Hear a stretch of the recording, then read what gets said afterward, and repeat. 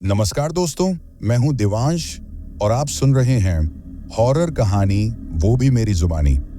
तो दोस्तों, आज मैं आपके लिए एक ऐसी हॉरर स्टोरी लाया हूं जिसे सुनकर आपके रोंगटे खड़े हो जाएंगे। जी हाँ, और ये हॉरर स्टोरी है महेश की, जो एक ट्रक ड्राइवर है। तो चलिए बिना किसी देरी के इस कहानी को महेश जी के पॉइंट ऑफ व्यू से सुनते हैं। मेरा नाम महेश है। मैं हरियाणा के एक छोटे से गांव का रहने वाला हूं, लेकिन पिछले 15 सालों से मेरा घर सड़क है।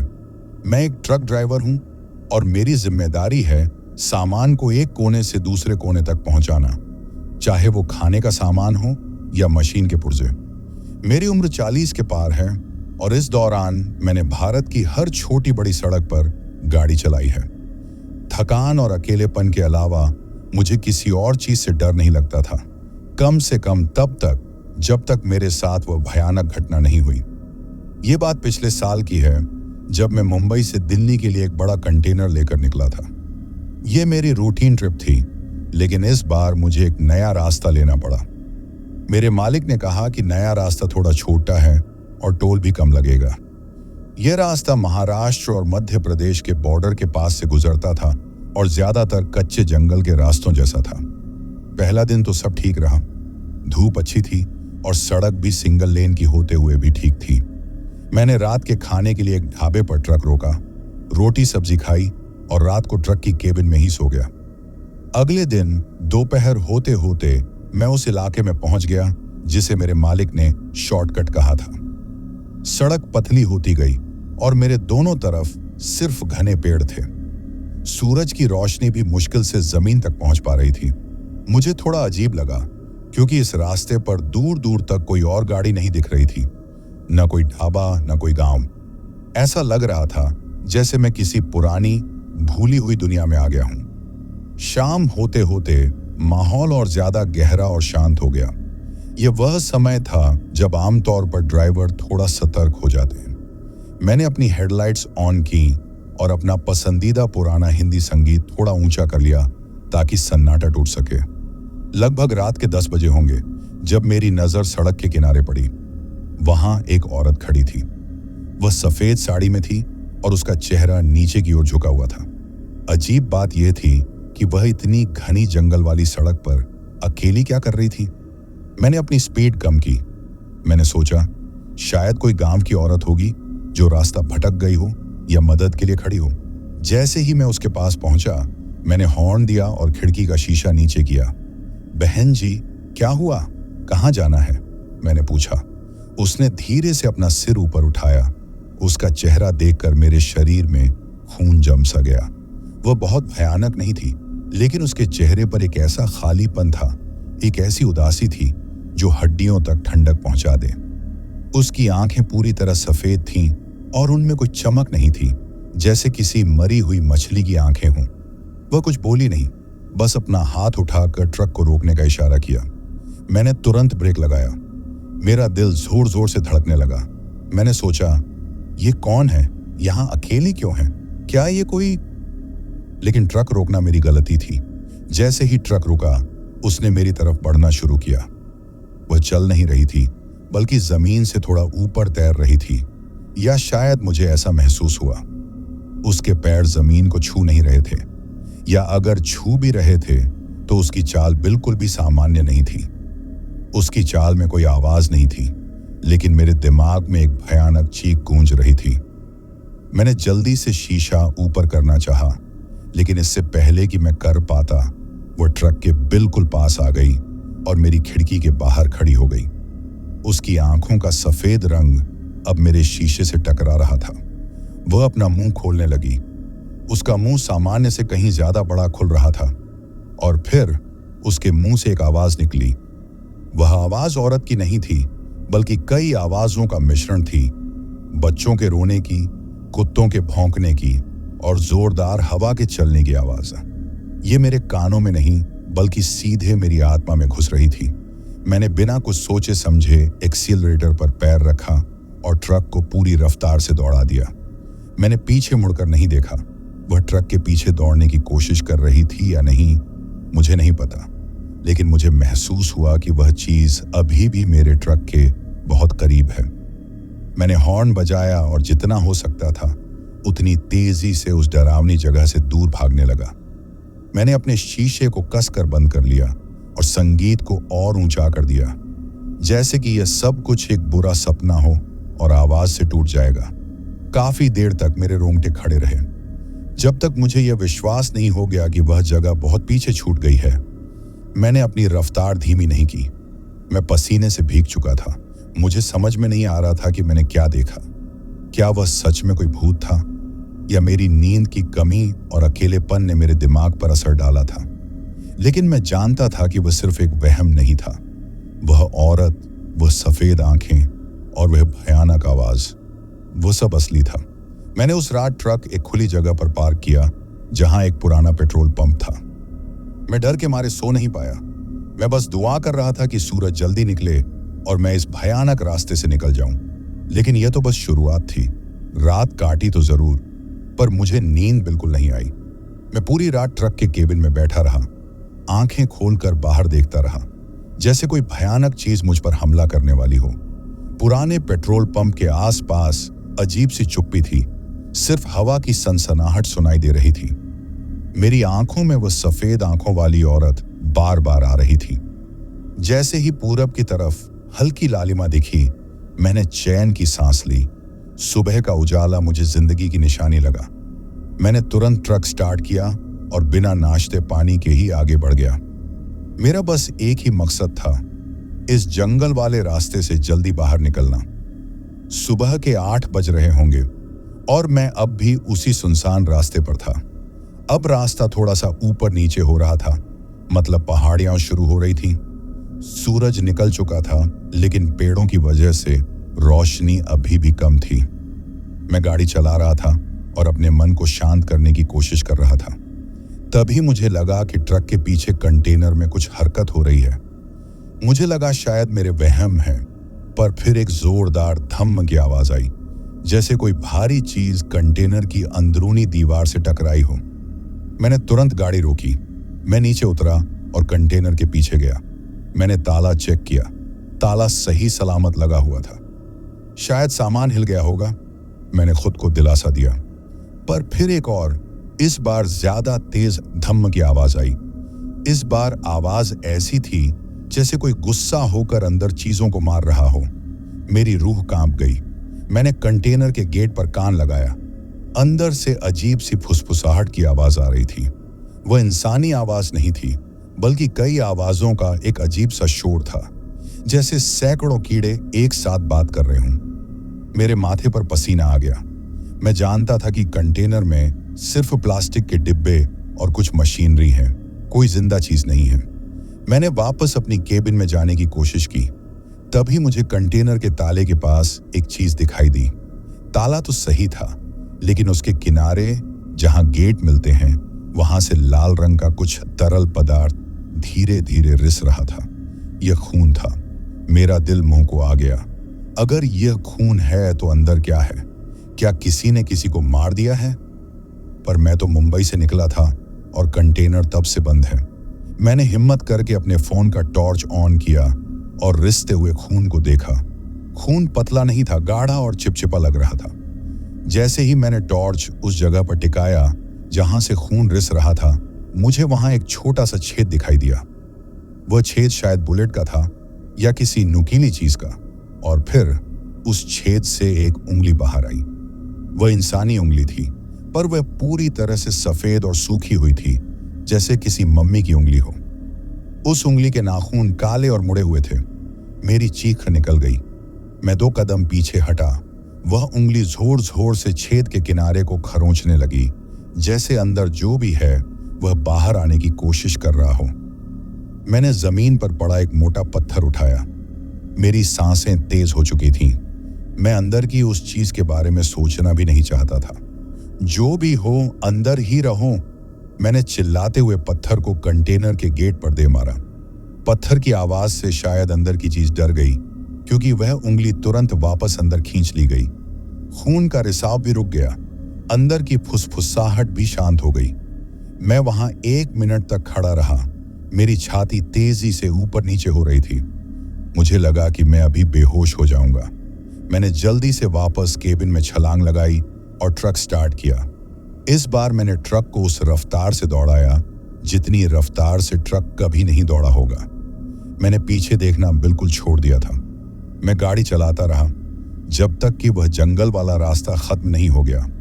अचानक मेरे सामने सड़क थोड़ी चौड़ी हुई और मुझे दूर एक टोल प्लाजा नजर आया। टोल प्लाजा को देखकर मुझे लगा जैसे मैंने स्वर्ग देख लिया हो। लोग, गाड़ियां और रोशनी, ये सब मेरे लिए जिंदा होने का सबूत था। मैंने टोल बूथ पर गाड़ी रोकी। वहां बैठा आदमी मेरी तरफ अजीब नजरों से देख रहा था। शायद मेरी हालत देखकर मेरा चेहरा पसीने और डर से भरा हुआ था। सर, क्या हुआ? आप ठीक हैं? टोल वाले ने पूछा। हाँ, मैं ठीक हूं, मैंने हाँफते हुए कहा। बस लंबी ड्राइव थी। टोल टैक्स दिया और तुरंत वहां से निकल गया। लेकिन जैसे ही मैंने टोल बूथ पार किया, मुझे एक भयानक विचार आया। कंटेनर के पीछे, क्या टोल वाले ने कंटेनर के पीछे कुछ देखा? मैं एक साफ सुथरे ढाबे पर रुका। मैंने ट्रक को एक कोने में लगाया और दिल पर पत्थर रखकर कंटेनर के पीछे गया। सूरज की रोशनी में मुझे वह लाल धब्बा साफ दिख रहा था जहां से खून रिस रहा था, पर अब वह सूख चुका था। मैंने ताले को ध्यान से देखा और फिर उस छेद को भी। छेद वहां था, पर अब वह पहले से ज्यादा बड़ा और ज्यादा फैला हुआ लग रहा था, जैसे किसी ने उसे अंदर से जबरदस्ती बड़ा करने की कोशिश की हो। लेकिन सबसे डरावनी बात यह थी कि उस छेद के ठीक नीचे जमीन पर एक छोटी सी चीज पड़ी थी। मैंने झुका और उसे उठाया। वह एक पुराना, गंदा और सड़ा हुआ कपड़ा था और उस कपड़े पर छोटे छोटे पुराने खून के धब्बे थे। और जब मैंने उसे उल्टा किया तो उस कपड़े पर एक डिजाइन बनी हुई थी। वह डिजाइन थी एक छोटी सी गुड़िया की, जिसकी आंखें भी पूरी तरह सफेद थीं। वैसी ही सफेद आंखें जैसी मैंने कल रात उस सड़क पर खड़ी औरत की देखी थी। मेरे हाथ से वह कपड़ा छूटकर जमीन पर गिर गया। मुझे महसूस हुआ कि यह सब जुड़ा हुआ है, जंगल, औरत, कंटेनर और यह गुड़िया का निशान। मैंने उसी वक्त फैसला कर लिया कि मैं अब इस ट्रक को दिल्ली तक नहीं ले जाऊंगा। मुझे पता था कि इस कंटेनर के अंदर कोई सामान नहीं है, बल्कि कुछ ऐसा है जो बहुत पुराना, बहुत बुरा और बहुत खतरनाक है। मैंने अपने मालिक को फोन करने के लिए फोन उठाया। मेरा हाथ कांप रहा था। मैं क्या बताऊंगा? सर, आपके कंटेनर में एक सफेद आंखों वाला भूत है जो मेरी उंगली बाहर निकालकर मुझे डरा रहा है।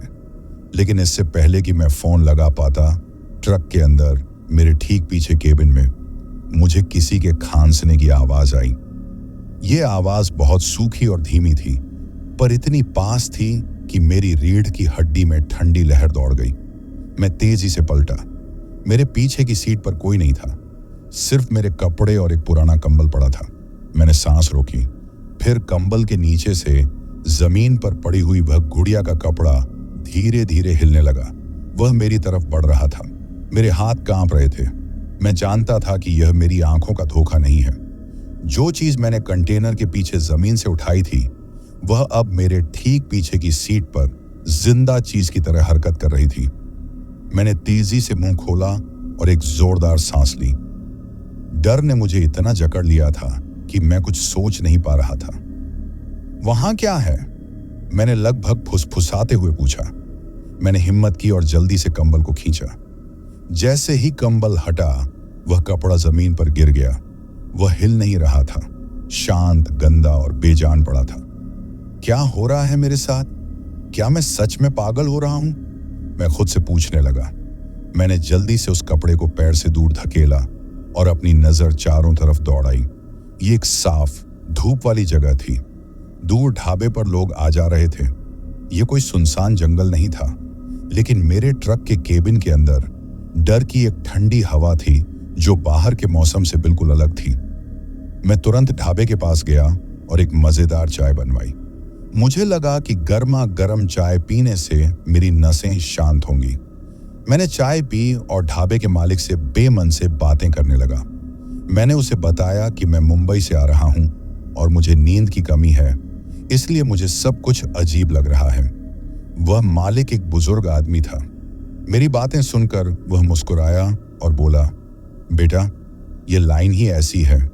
अकेलेपन में दिमाग तरह तरह के खेल खेलता है। थोड़ा आराम कर लो। उसने मुझे कुछ देर ट्रक को छोड़कर आराम करने की सलाह दी, लेकिन मैं आराम कैसे करता? मुझे पता था कि जैसे ही मैं उस ट्रक में वापस जाऊंगा, वही डरावनी चीजें फिर शुरू हो जाएंगी। मैंने अपने मालिक को फोन किया। मैंने पूरी बात नहीं बताई, बस इतना कहा कि कंटेनर में कुछ समस्या है और मुझे लगता है कि यह सुरक्षित नहीं है। मैंने उनसे अनुरोध किया कि वह दिल्ली से किसी और ड्राइवर को भेजें या फिर किसी मैकेनिक को बुलवाएं जो कंटेनर का ताला तोड़कर अंदर देख सके। मालिक थोड़ा नाराज हुआ, लेकिन मैंने जोर दिया, सर, यह मेरे बस की बात नहीं है। मुझे लगता है कि यह माल खराब हो गया है। मुझे आगे जाने में डर लग रहा है।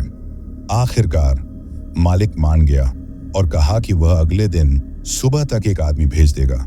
मुझे उस जगह पर इंतजार करना था। अब मेरे पास पूरी रात थी। मैंने ढाबे के पास ही अपने ट्रक को पार्क किया। जैसे जैसे शाम ढली, ढाबे पर भीड़ कम होने लगी। मेरे अंदर की बेचैनी बढ़ती जा रही थी। मैं जानता था कि मुझे ट्रक से दूर रहना चाहिए, लेकिन मैं उसे छोड़कर भी नहीं जा सकता था। वह मेरी जिम्मेदारी थी और उस कंटेनर के अंदर मेरी जिम्मेदारी के साथ साथ कोई भयानक अनदेखी चीज भी थी। रात के लगभग 11 बजे होंगे। ढाबे की लाइटें बंद हो चुकी थीं, सिर्फ इमरजेंसी लाइट जल रही थी। मैं ढाबे के बेंच पर बैठा था, दूर अपने ट्रक की तरफ देख रहा था। ट्रक काफी दूर खड़ा था। अंधेरे में एक बड़े काले साए जैसा दिख रहा था। तभी मुझे ट्रक के केबिन के अंदर एक हलचल दिखी। मुझे लगा कि कोई अंदर घुस गया है। चोर? पर चोर रात के इस वक्त इस सुनसान जगह पर क्यों आएगा? मैंने जल्दी से अपनी टॉर्च उठाई और ट्रक की तरफ भागा। मैं भागते भागते जोर से चिल्लाया, कौन है? कौन है वहां? जैसे ही मैं ट्रक के नजदीक पहुंचा, मेरी टॉर्च की रोशनी सीधे केबिन पर पड़ी। केबिन में कोई नहीं था, लेकिन केबिन की पीछे वाली खिड़की पर, जो ड्राइवर की सीट के पीछे होती है, किसी चीज ने जोरदार थप्पड़ मारा। धपाक! आवाज इतनी तेज थी जैसे अंदर बैठा कोई बहुत बड़ा आदमी जोर से खिड़की पर हाथ मार रहा हो। खिड़की टूट तो नहीं पाई, पर उस पर एक लंबा चिकना निशान बन गया, जैसे किसी गीली चीज से मारा गया हो। मैं पीछे हट गया। अब मुझे पूरा यकीन था, यह चोर या वहम नहीं था, यह कुछ और ही था। बाहर आओ, जो भी हो, बाहर आओ! मैं चिल्लाया। मेरा गला सूख गया था। अंदर से कोई जवाब नहीं आया, सिर्फ एक लंबी, धीमी और डरावनी आवाज आई। वह आवाज ऐसी थी जैसे कोई बहुत बड़ा आदमी अपनी भारी सांस को बहुत धीरे धीरे खींच रहा हो। आवाज मेरे केबिन से नहीं, बल्कि कंटेनर के अंदर से आ रही थी। और फिर उस कंटेनर के दरवाजे पर, जहां मैंने आज सुबह वह खून और उंगली देखी थी, अब जोरदार खरोंच की आवाजें आनी शुरू हो गईं। क्ररराच, क्ररराच, जैसे कोई अंदर से लोहे के दरवाजे को अपने नाखूनों से खरोंच रहा हो। मैंने टॉर्च की रोशनी कंटेनर पर डाली। खरोंच की आवाजें इतनी तेज थीं कि मुझे लगा कि दरवाजा अभी फट जाएगा। और फिर आवाजें रुक गईं। सब तरफ भयानक चुप्पी छा गई। मैं टॉर्च लिए खड़ा था, मेरा शरीर कांप रहा था। मैं अब वापस ढाबे पर जाने की हिम्मत नहीं कर पा रहा था। मैंने देखा कंटेनर के ठीक ऊपर की छत पर, जहां दरवाजा बंद होता है, वहां एक चीज हिल रही थी। वह एक छोटी सी परछाई थी। वह परछाई धीरे धीरे बड़ी होती गई, जैसे कोई चीज छत पर धीरे धीरे खड़ी हो रही हो। और फिर अंधेरे में मुझे 2 सफेद बिंदु दिखाई दिए। वही सफेद आंखें जो मैंने कल रात जंगल की सड़क पर देखी थी, लेकिन इस बार वह सफेद आंखों वाली चीज औरत नहीं थी। वह बहुत लंबी थी, इतनी लंबी कि उसकी कमर ट्रक की छत से ऊपर थी और उसके हाथ पैर अजीब तरह से मुड़े हुए थे। ऐसा लग रहा था जैसे वह कोई इंसान नहीं, बल्कि टूटी हुई हड्डियों का ढेर हो, जिसे किसी ने जबरदस्ती खड़ा कर दिया हो।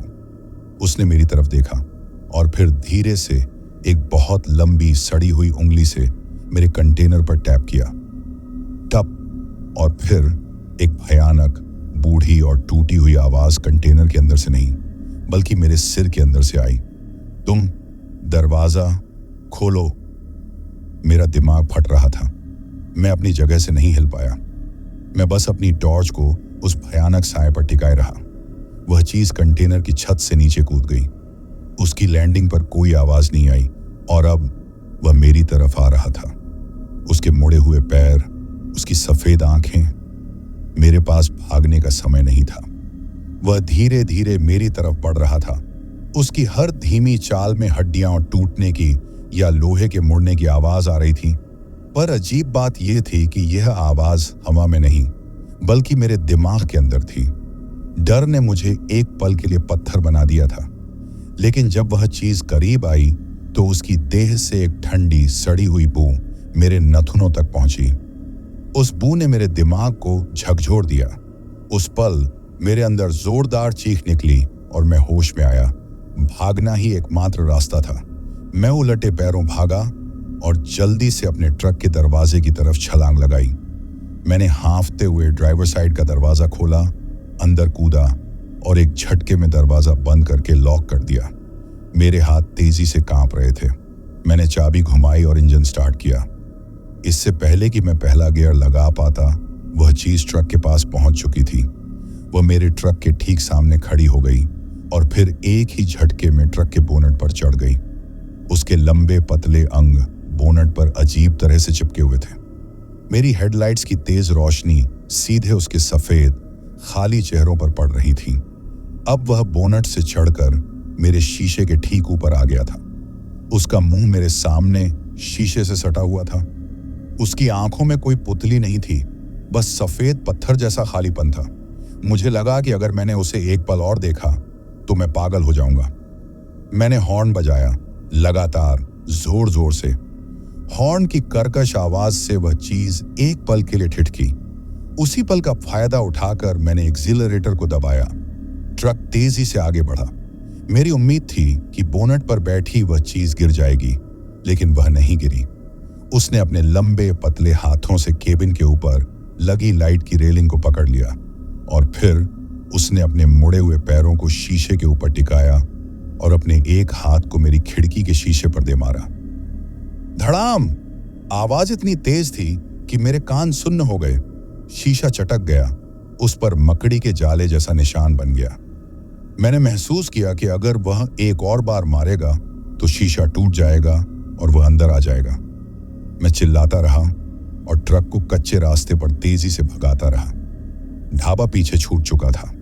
मैं फिर से अंधेरे सुनसान रास्ते पर अकेला था और इस बार मेरे ट्रक पर मौत सवार थी। वह चीज लगातार खिड़की पर मारे जा रही थी। हर वार के साथ शीशे का चटका हुआ हिस्सा टूटकर केबिन के अंदर गिर रहा था।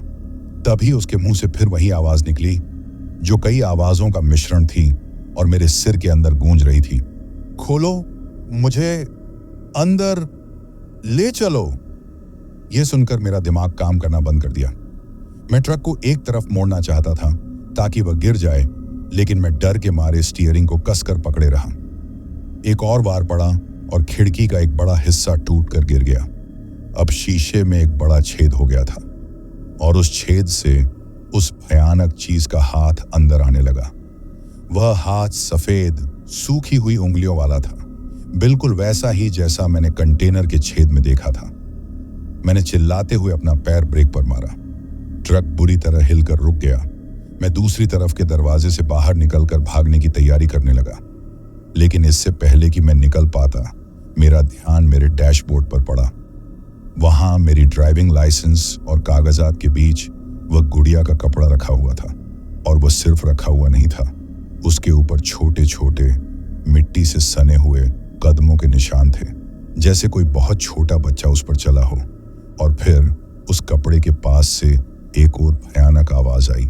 यह आवाज बहुत धीमी, बहुत पास से और बिल्कुल किसी बच्चे के फुसफुसाने जैसी थी। अकेले क्यों जा रहे हो? मैं सहम गया। अब यह चीज अंदर भी थी और बाहर भी। बाहर मेरी खिड़की के टूटे हुए हिस्से से वह लंबी चीज अपनी उंगली अंदर कर रही थी, और अंदर डैशबोर्ड पर उस कपड़े के पास से एक अदृश्य बच्चा मुझसे बात कर रहा था। मैंने झटके से डैशबोर्ड पर देखा। वह गुड़िया वाला कपड़ा अब फिर से हिलने लगा था, और इस बार उसके हिलने की दिशा मेरी तरफ नहीं बल्कि मेरे सीने की तरफ थी। यह साफ था, वे मुझे ट्रक से भागने नहीं देंगे। डर के मारे मेरी आंखों में आंसू आ गए। मुझे लगा कि मैं अब जिंदा नहीं बचूंगा। बाहर वाली चीज जोर से चिल्लाई, जो आवाज अब मेरे कानों में दर्द पैदा कर रही थी, और उसने मेरे खुले हुए दरवाजे को पकड़कर जोर से हिलाना शुरू कर दिया। दरवाजा खुल नहीं रहा था, लेकिन हिलाने की वजह से पूरा ट्रक हिल रहा था, जैसे भूकंप आ गया हो। मैं अपनी सीट पर झुक गया, अपने सिर को बचाने के लिए। तभी मुझे लगा कि मेरे कान में किसी ने बहुत धीरे से फुसफुसाया। यह आवाज इतनी ठंडी थी कि मुझे लगा कि किसी ने मेरे कान में बर्फ रख दी हो। सो जाओ महेश। और उसके साथ ही मुझे जोरदार झटका लगा और मेरी आंखें बंद हो गईं। अगली चीज जो मुझे याद है वह सूरज की तेज रोशनी थी जो मेरी आंखों पर पड़ रही थी। मेरा सिर बहुत भारी था। मैं केबिन के अंदर अपनी सीट पर पड़ा था। मैंने तेजी से अपनी आंखें खोली। मैं जिंदा था। ट्रक वहीं खड़ा था, सड़क के किनारे। मैं जल्दी से उठा। मेरे शरीर में दर्द हो रहा था, लेकिन मैं ठीक था। मैंने खिड़की की तरफ देखा। शीशा पूरी तरह से टूटा हुआ था। दरवाजा भी थोड़ा मुड़ा हुआ था। रात की सारी घटनाएं असली थीं। मैंने डैशबोर्ड पर देखा। गुड़िया का कपड़ा वहां नहीं था। बाहर ट्रक के बोनट पर सफेद रंग के पतले चिपचिपे निशान थे, लेकिन वह चीज चली गई थी। मैं तुरंत ट्रक से बाहर निकला और कंटेनर की तरफ भागा। कंटेनर का ताला अब भी बंद था, लेकिन कंटेनर के गेट पर, जहां आज सुबह मैंने खरोंच के निशान देखे थे, वहां लोहे पर किसी चीज से बड़े बड़े अक्षरों में खरोंच कर कुछ लिखा गया था, और वह शब्द था स्वागतम। जैसे कोई मेरा इंतजार कर रहा था, और अब मैं उनके जाल में फंस चुका था। कंटेनर के दरवाजे पर लोहे को खरोंच कर लिखा गया शब्द स्वागतम मेरे दिमाग में गूंज रहा था। यह किसी इंसान का काम नहीं हो सकता था। जिस चीज ने दरवाजे पर दस्तक दी थी वह मुझे सिर्फ डरा नहीं रही थी, बल्कि वह मुझे इस खेल में शामिल कर रही थी।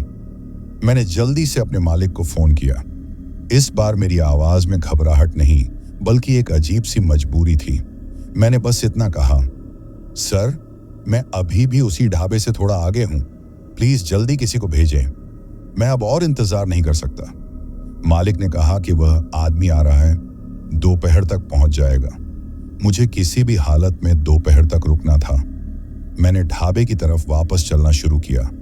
मैंने तय कर लिया था कि मैं तब तक ट्रक से दूर रहूंगा जब तक कोई और नहीं आ जाता।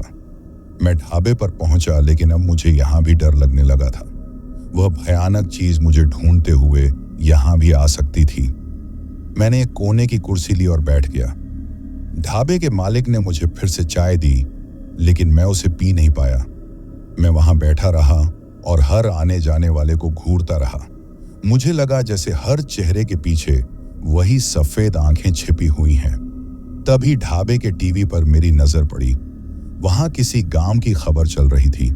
स्क्रीन पर गांव के कुछ लोग दिखाई दे रहे थे जो किसी पुरानी बात पर चर्चा कर रहे थे। मैंने ढाबे के मालिक से पूछा, ये कौन सा इलाका है काका? मालिक ने कहा, यह मध्य प्रदेश और महाराष्ट्र का बॉर्डर है। ये वो इलाका है जहां से पुराना जंगल शुरू होता है। यहाँ के लोग अजीब कहानियां सुनाते हैं। कैसी कहानियां? मैंने डरते डरते पूछा। मालिक थोड़ा उदास होकर बोला, पुरानी कहानियां हैं बेटा। यहाँ बहुत साल पहले एक ट्रक पलट गया था। सुना है कि उस ट्रक में किसी गांव के बच्चों की लाशें थीं, जिन्हें किसी बीमारी के बाद गलत तरीके से कहीं ले जाया जा रहा था। और उस रात कोई औरत जिसने अपने बच्चों को खो दिया था, उसकी आत्मा यहां भटकने लगी। वह हर गुजरने वाले ट्रक ड्राइवर से अपने बच्चों को ढूंढने को कहती है। मेरे रोंगटे खड़े हो गए। सफेद आंखों वाली औरत? मैंने फुसफुसाते हुए पूछा। मालिक ने मेरी तरफ देखा। हाँ, सफेद आंखों वाली। लेकिन तुम इतनी जानकारी क्यों ले रहे हो महेश? मैंने झूठ बोला। मैंने भी कहीं सुना था। लेकिन अब मुझे पूरी बात समझ में आ गई थी। कंटेनर में बच्चे नहीं थे, लेकिन जरूर उस कंटेनर का या उसके अंदर बंद चीज का उस पुरानी कहानी से कोई लेना देना था। हो सकता है कि माल नहीं, बल्कि उस ट्रक की जगह ही शापित थी। और वह औरत या जो भी वह भयानक चीज थी, वह चाहती थी कि मैं उसके बच्चों को ढूंढूं, जो शायद कंटेनर के अंदर थे। दोपहर के करीब 1 बजे एक छोटी सी मारुति गाड़ी ढाबे पर आकर रुकी। एक पतला लंबी मूंछों वाला आदमी बाहर निकला। उसने मुझे फोन किया। मैं हूं महेश, मैं हूं आपका रिप्लेसमेंट। मालिक ने भेजा है। ये सुनकर मुझे लगा जैसे मेरी जान में जान आ गई। मैं तुरंत उस आदमी के पास गया जिसका नाम शायद राजू था। मैंने उससे कहा, राजू भाई, प्लीज इस ट्रक को जितनी जल्दी हो सके यहां से ले जाओ। ये जगह ठीक नहीं है, मैं वापस चला जाऊंगा। राजू ने मेरी घबराहट देखी लेकिन हंस दिया। क्या बात है महेश, जंगल के भूत से डर गए? मैंने ये रास्ता कई बार लिया है, यहां कुछ नहीं होता। नहीं, तुम नहीं समझते, मैंने लगभग चिल्लाते हुए कहा। कंटेनर के अंदर कुछ है, कुछ बहुत बुरा है। तुम पहले ताला खोलो और अंदर देखो। राजू ने कंधा उचकाया। ठीक है, अगर तुम्हारा डर इतना ज्यादा है तो ताला खोल देते हैं। वैसे भी मालिक ने कहा था कि अगर तुम छोड़ दो तो चाबी मेरे पास है। यह सुनकर मुझे तसल्ली हुई, कम से कम हम अंदर तो देखेंगे। राजू ने अपनी गाड़ी से एक बड़ी चाबी निकाली और हम दोनों ट्रक के पीछे गए। जब हम कंटेनर के पास पहुंचे तो दरवाजे पर खरोंचा हुआ स्वागतम शब्द साफ दिखाई दे रहा था। राजू ने यह देखा और उसका मुंह थोड़ा खुल गया।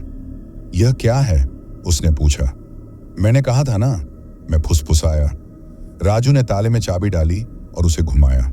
एक धीमी क्लिक की आवाज आई और ताला खुल गया। राजू ने दरवाजे के हैंडल पर हाथ रखा। चलो महेश, दोनों मिलकर खोलते हैं। हम दोनों ने मिलकर दरवाजा खोला। एक तेज, सड़ी हुई और मीठी बदबू ने हम दोनों को पीछे धकेल दिया। बदबू इतनी तेज थी कि मेरे पेट में मरोड़ उठ गई। राजू ने अपनी नाक पर हाथ रखा और खांसा। जैसे ही बदबू कम हुई, हमने टॉर्च की रोशनी कंटेनर के अंदर डाली। कंटेनर के अंदर सिर्फ प्लास्टिक के बड़े बड़े बक्से रखे थे। हर बक्से पर इलेक्ट्रॉनिक पार्ट्स लिखा था। कंटेनर खाली नहीं था, लेकिन वहां कोई लाश नहीं थी, न कोई आदमी, न कोई सफेद आंखों वाली औरत। राजू ने मेरी तरफ देखा। क्या है इसमें? कुछ नहीं है, सिर्फ प्लास्टिक के डिब्बे हैं। लेकिन बदबू? मैंने हकलाते हुए पूछा। राजू ने एक बक्से को खोलने की कोशिश की। बक्से पर टेप लगी थी। उसने टेप हटाई और ढक्कन उठाया। जैसे ही ढक्कन खुला, अंदर से बदबू और तेज हो गई, लेकिन अंदर कोई इलेक्ट्रॉनिक पार्ट नहीं था। उस बक्से के अंदर एक गुड़िया जैसी चीज रखी थी जो गंदी रुई और सड़े हुए कपड़ों से बनी थी। उसकी आंखें भी सफेद कपड़े की थीं और उस गुड़िया के ऊपर हजारों छोटे काले कीड़े रेंग रहे थे। मैंने चीख मारी और पीछे हटा। राजू भी डर कर पीछे हटा। हमने 2-3 और बक्से खोले। हर बक्से में वही गंदी, सड़ी हुई, सफेद आंखों वाली गुड़िया थी जिस पर कीड़े रेंग रहे थे। लेकिन एक चीज थी जो सबसे ज्यादा डरावनी थी। जब मैंने चौथे बक्से को खोला तो उस गुड़िया के गले में एक पतला पुराना धागा बंधा हुआ था और उस धागे से एक छोटी सूखी हुई इंसानी उंगली लटक रही थी। यह वही उंगली थी जो मैंने कंटेनर के छेद में देखी थी। राजू की हिम्मत टूट गई। ये क्या है महेश? ये कोई मजाक नहीं है। तभी कंटेनर के अंदर गुड़ियों के बीच में से एक बहुत धीमी पर साफ आवाज आई। तुमने दरवाजा खोला? वह आवाज किसी बच्चे की थी और उसी पल कंटेनर के अंदर रखे हजारों कीड़े एक साथ हिलना बंद कर दिए। फिर उन हजारों गुड़ियों की सफेद आंखों से लाल रंग का पतला खून टपकना शुरू हो गया। राजू बिना एक शब्द बोले भागकर अपनी कार में बैठा और गाड़ी स्टार्ट करके पूरी रफ्तार से भाग गया। वह मुझे वहीं उस भयानक कंटेनर के सामने अकेला छोड़ गया। मैं हिल भी नहीं पाया। मैं वहां खड़ा था, कंटेनर के दरवाजे खुले थे और हर गुड़िया की आंख से खून टपक रहा था। मुझे पता था कि अब कोई मेरी मदद नहीं करेगा। मैं अब इस शाप में पूरी तरह से अकेला फंस चुका था। उस भयानक बदबू और उस छोटे बच्चे की आवाज ने मेरी सोचने की शक्ति छीन ली थी। तुमने दरवाजा खोला? बच्चे की आवाज फिर गूंजी। इस बार यह आवाज कंटेनर के अंदर से नहीं बल्कि मेरे ठीक पीछे से आई। मैं बिना मुड़े जानता था कि वह कौन है। वह लंबी, मुड़ी हुई, सफेद आंखों वाली चीज। अब तुम हमें बाहर लाओगे? उस लंबी चीज की बूढ़ी और टूटी हुई आवाज ने मेरे सिर में चीख मारी। डर के बावजूद मेरे दिमाग में एक विचार आया। ये लोग कंटेनर के अंदर की चीजों से जुड़े हैं और ये बाहर आने के लिए बेताब हैं। वह औरत, वह सफेद आंखें, वह उंगली, वह गुड़िया, ये सब उस शापित जगह और उन गुड़ियों के बक्सों से जुड़ा हुआ था। मेरे पास भागने का मौका नहीं था। अगर मैं भागता तो वे मेरा पीछा करते। मुझे यहीं इसका अंत करना था। मैंने हिम्मत जुटाई और धीरे से पीछे मुड़ा। वह लंबी मुड़ी हुई चीज मेरे ठीक सामने खड़ी थी। उसकी मुड़ी हुई उंगलियां मेरे कंधे तक पहुंच रही थीं। उसके पैर उलटे थे और उसका चेहरा उदासी और क्रोध का एक भयानक मिश्रण था। खोलो, सारे बक्से खोलो, उसने फुसफुसाया। मैं नहीं खोलूंगा। मैंने किसी तरह आवाज निकाली, जो डर के मारे बहुत धीमी थी। तभी कंटेनर के अंदर रखी गुड़ियों में से एक साथ हजारों की आवाजें निकली, जैसे हजारों बच्चे एक साथ रो रहे हों। यह आवाज इतनी दर्दनाक थी कि मैंने अपने कान जोर से दबा ली। बाहर खड़ी वह लंबी चीज मेरे करीब आई। उसकी सड़ी हुई सांसें मेरे चेहरे पर पड़ रही थीं। तुम उनमें से एक हो, वह बोली। मुझे लगा कि अब मैं मर जाऊंगा। मेरी आंखें बंद हो गईं, लेकिन तभी मेरे दिमाग में ढाबे वाले काका की बात आई। उस ट्रक में किसी गांव के बच्चों की लाशें थीं, जिन्हें किसी बीमारी के बाद गलत तरीके से कहीं ले जाया जा रहा था। मुझे एहसास हुआ कि ये गुड़िया और कीड़े सिर्फ डराने के लिए नहीं हैं। ये शायद उन बच्चों की आत्माओं को कैद करने का जरिया है। और यह बदबू उस पुरानी बीमारी या मौत की सड़ान थी। कोई इन शापित चीजों को अवैध तरीके से ले जा रहा था। और अब मैंने दरवाजा खोलकर उन्हें आजादी का रास्ता दिखा दिया था। मुझे एक अंतिम कोशिश करनी थी। मैंने अपने ट्रक में रखे हुए डीजल के कैन के बारे में सोचा, जो मैंने इमरजेंसी के लिए रखा था। मैंने आंखें खोली और उस लंबी चीज की तरफ देखा। तुम बाहर क्यों आना चाहते हो? अगर तुम आत्मा हो तो तुम आजाद हो। हम कैद हैं। ताला टूटा है, लेकिन बक्से नहीं टूटे, उसने धीमी टूटी हुई आवाज में कहा। इससे मुझे पता चला, ताला टूटने से उन्हें थोड़ी आजादी मिली, लेकिन बक्से टूटने से वे पूरी तरह बाहर आ जाएंगे। मैंने उस लंबी चीज को धक्का दिया, अपनी पूरी ताकत से। वह उम्मीद से ज्यादा हल्की थी, जैसे सिर्फ हवा और हड्डियों का ढांचा हो। वह लड़खड़ाकर पीछे गिरी। मैंने तुरंत अपने ट्रक के केबिन की तरफ छलांग लगाई। मैंने टूटे हुए शीशे वाले दरवाजे से अंदर हाथ डाला और सीट के नीचे से डीजल का कैन खींचा। बाहर वह लंबी चीज वापस खड़ी हो रही थी। मैंने जल्दी से कैन का ढक्कन खोला और कंटेनर के अंदर गुड़ियों के बक्सों पर डीजल उड़ेलना शुरू कर दिया। नहीं नहीं, लंबी चीज जोर से चिल्लाई। यह चिल्लाहट इतनी दर्दनाक थी कि पूरे जंगल में गूंज गई। कंटेनर के अंदर से हजारों बच्चों के चीखने की आवाजें आईं। खून का टपकना तेज हो गया। मैंने पूरा डीजल उड़ेल दिया। फिर बिना सोचे समझे मैंने अपनी जेब से लाइटर निकाला। लंबी चीज अब मेरी तरफ तेजी से दौड़ रही थी। उसके मुड़े हुए हाथ मुंह तक पहुंचने वाले थे। खत्म हो जाओ, मैं चिल्लाया और लाइटर जलाकर जलती हुई माचिस की तीली कंटेनर के अंदर फेंक दी। हुफ! डीजल ने तुरंत आग पकड़ ली। आग इतनी तेजी से फैली कि कंटेनर का अंदरूनी हिस्सा एक पल में जलने लगा। अंदर से भयानक चीखती हुई आवाजों का एक तूफान बाहर निकला। यह बच्चों के रोने की और उस औरत की चीख का मिश्रण था। लंबी चीज मेरे ठीक सामने थी। जैसे ही आग लगी, वह हवा में जम गई। उसकी सफेद आंखें अब आग की नारंगी रोशनी को दर्शा रही थीं। उसने अपने मुड़े हुए हाथ मेरी तरफ बढ़ाए। तुमने हमें जलाया। लेकिन जैसे ही आग की लपटें तेज हुईं और कंटेनर के दरवाजे को छूने लगीं, उस लंबी चीज का शरीर पिघलने लगा। वह ठोस नहीं था, वह साया धुएं की तरह हवा में घुलने लगा।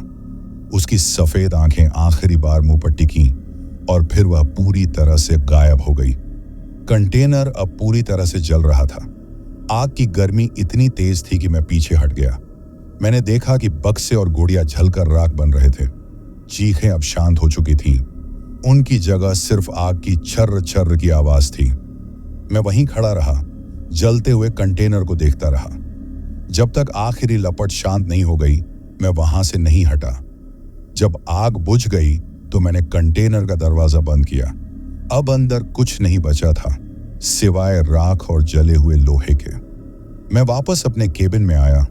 मेरा शरीर थका हुआ था, लेकिन मेरा दिल अब हल्का था। मैंने गाड़ी स्टार्ट की और बिना किसी को बताए धीरे धीरे उस शापित जगह से दूर चला गया।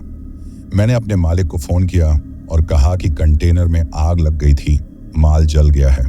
लेकिन मैं ठीक हूं। मैंने कभी उन्हें पूरी सच्चाई नहीं बताई। आज मैं एक नया ट्रक चलाता हूं और मैंने जंगल वाले रास्ते लेना छोड़ दिया है। वह घटना मेरी जिंदगी का सबसे भयानक सच है जो मैंने किसी को नहीं बताया था। जब तक कि मैंने यह कहानी आपको नहीं भेजी, मैं अब भी जिंदा हूं और मैं इस बात को अच्छी तरह जानता हूं कि मैंने उस रात सिर्फ माल नहीं जलाया था, बल्कि मैंने उन कैद आत्माओं को एक दर्दनाक आजादी दी थी और खुद को एक भयानक शाप से बचाया था।